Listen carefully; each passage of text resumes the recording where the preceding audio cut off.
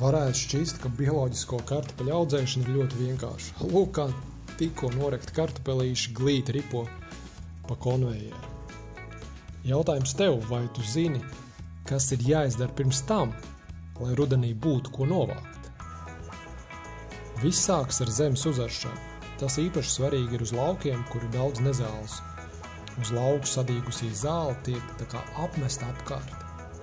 Tas palīdz būtiski samazināt nezāļu daudzumu. Patiesībā pat vispār reāli padara stādīšanu iespējamu.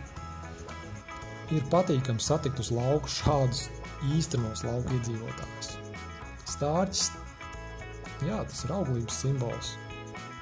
Nu, vai tas apstiprināsies rudenī vai nē? To mēs redzēsim. Tātad tā notiek uzaršana.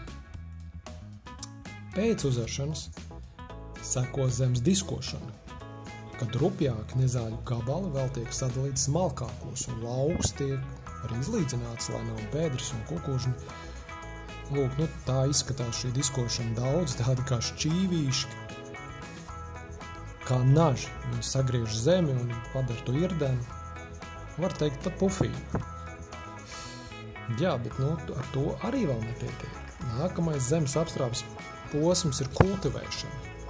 Kultivators izskatās apmēram šāds. Jā, tūlīt paskatīsimies, kā tas izskatās darbībā. Un pēc kultivācijas zeme tiek vēl vairāk sastrādāta un nezāles tiek izvilktas tīruma augšpusē, lai tās izkalst. Un ļauj izaugt arī mūsu dārziņiem. Aiz kultivātoru lūk velk secešus, kurus turpina irdināt, smalcināt, izlīdzināt. Tā, lai ērti varētu izveidot vagas un ko arī iestādīt. Un tagad, pēc visu šī, varam uzskatīt, ka zeme ir sagatavota un varam sākt domāt par stādīšanu. Jūs zināt, kartupeļi ir smagi, tādēļ to nogādāšana līdz laukam, tas arī ir vesels process. Ir ļoti ērti, ja ir kādas tehniskas iekārtas, kas palīdz celt, nest, kraut, tad viss process ir ievērojami vieglāks un patīkamāks. Jā, starp citu, šogad mēs vēl izdomājam uztaisīt nelielu eksperimentu un pirms kartupeļu stādīšanas tos izmērcējām īpašā šķidrumā.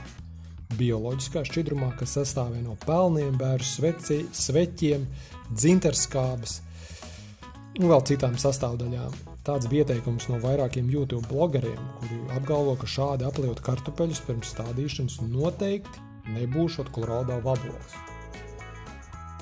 Tā Kolorādo tas ir īsts kartupeļu ienaidnieks, kas faktiski auga agrā attīstības stadijā apēd lapas, un kartupelis vairs nespēja izaugt liels, un tas ļoti būtiski samazina ražu.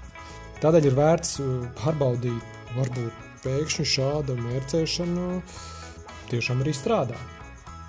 Mēs uztaisījām šādu konstrukciju, kur šis šķidrums tiek pumpēts un notek nevis uz zemes, bet atpakaļ konteinerā, un tādēļ to var izmantot atkārtot, un tad tā mēs varam apliet ļoti daudz paletes ar kartupeļiem. Kādi būs rezultāti? Jā, par to mēs pastāstīsim vēlāk. Tagad, kad kartupeļu sēkla ir sagatavota, varam braukt stādīt. Parasti kartupeļus stāda maijā. Citi agrāk, citi vēlāk, katram savs viedoklis un arī savi apsvērumi. Jā, bet citreiz zeme ir tik slapja, ka agri nemaz nevar iestādīt. Atradām kādas atbilstošas dienas un braucam. Lūk, stādīšana notiek šādi. Stādītājs pats etver vēgu, tur iemet kartupeļus un uzreiz aizrok ciet. Ja salīdzina ar roku darbu, šāda stādīšana ir ātra un ērta. Te gan neko nevar redzēt un īsti saprast, kas tieši notiek, tādēļ paskatīsimies tuvāk. Šis ir slow motion skats, kur var redzēt, kā ik pa brītiņam iekrīt vagā kartupelis, tad nākamais, kamēr viss lauks šādi tiek apstādīts. Jūs ziniet, nepieciešams ir 2,3 tonnas kartupeļu, lai apstādītu 1 hektāru. Jā, tas ir daudz. Tagad varētu priecāties, ka lauks ir apstādīts un jāgaida tik raža. Bet izrādās nē. Tālāk sākas diezgan liela cīņa ar nezālēm, īpaši jau bioloģiskiem audzētājiem, kur neizmanto ne pesticīdus, ne kaut kādu ķīmiju, lai šīs nezāles apkarotu. Un, lai padarītu visiem tik ļoti iemīļoto ravēšanas procesu patīkamā, mēs parasto vagotāju papildinājām ar 2 lietām, kas ļauj efektīvāk izravēt vagas malas un zināmā mērā pat vagas vidu. Lūk, šie ir asmeņi, kā tādas bezdalības. Viņi ravē vagas malas. Un šie dzeltenie saucās pirkstu ravētāji. Viņi izravē vagas augšējo daļu un zināmā mērā arī starp stādiem. Protams, neviena tehnika nav 100% efektīva un nekas nevar būt perfektāks par ravēšanu rokā. Tomēr pats svarīgākais ir izravēt tik daudz, lai augs varētu izaugt un ar tehniku būtu iespējams novākt ražu. Ilgadējiem lauksaimniekiem tas šķiet pašsaprotami, bet tiem, kur uzsāk lauksaimniecību zaļā pļavā, tas ir ļoti liels izaicinājums. Jā, izaicinājumi ar to nebeidzas. Nākamais piedzīvojums ir Kolorādo vaboļu uzbrukums. Viņi sadēja oliņas un viņu mazie bērniņi, kur aug tieši uz kartupeļu lapām, var apēst visas kartupeļu stāda lapas. Tad uz ražu no tāda kartupeļu stāda īsti vairs cerēt nevar. Lūk, šādi izskatās Kolorādo vaboli. Uztaisījām savu smidzinātāju, lai kartupeļus varētu apliet ar etiķu skābi, ziepju un pelnu maisījumu. Godīgi teikšu, īpaši efektīvi tas viss nebija, un Kolorādo tāpat turpināja attīstīties un konkrētajā lauka daļa apēda lielu daļu ražas. Un ko tas nozīmē? Arī to, ka kartupeļu apliešana pirms stādīšanas arī ar šo te bioloģisko maisījumu nebija efektīvi, diemžēl, tas ir fakts. Otrs kartupeļu biets bez Kolorādo vēl ir meža zvēri. Viņi atnāk, uzrok un apēda. Ļoti vienkārši. Lai pret to cīnītos, mēs savilkām tādu kā elektrisko ganu ap lauku perimetru, kas samazina šo zvēru interesi par mūsu kartupeļiem. Jo, ja viņi pieskarās šim ganam, viņi saņem diezgan spēcīgu elektrisko triecienu, kas zvēram ir diezgan liels pārsteigums. Lūk, un mēs šos kartupeļus ravējām katru nedēļu.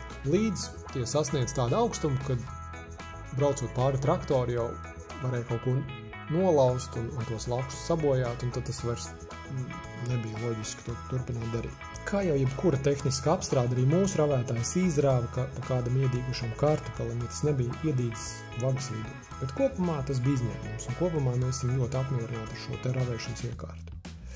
Un tikai tad augusta beigās, septembrī, vispār var sākt runāt par kartupeļu novākšanu. Jūs redzat, kartupeļu laksti jau ir tādi nokaltuši. Tas nozīmē, ka kartupeļi vairāk neaugs. Lūk, konvejers tos paceļ augšā, izkrata tos no zemes, nezālēm, un tālāk tie ripo, lai tos vestu mājās. Tas atkal nenozīmē, ka darbs ir galā. Vēl tos ir nepieciešams sašķirot lielākos, mazākos, atlasīt kādus bojātus, kur nav pamanīti uz lauku konvejeru.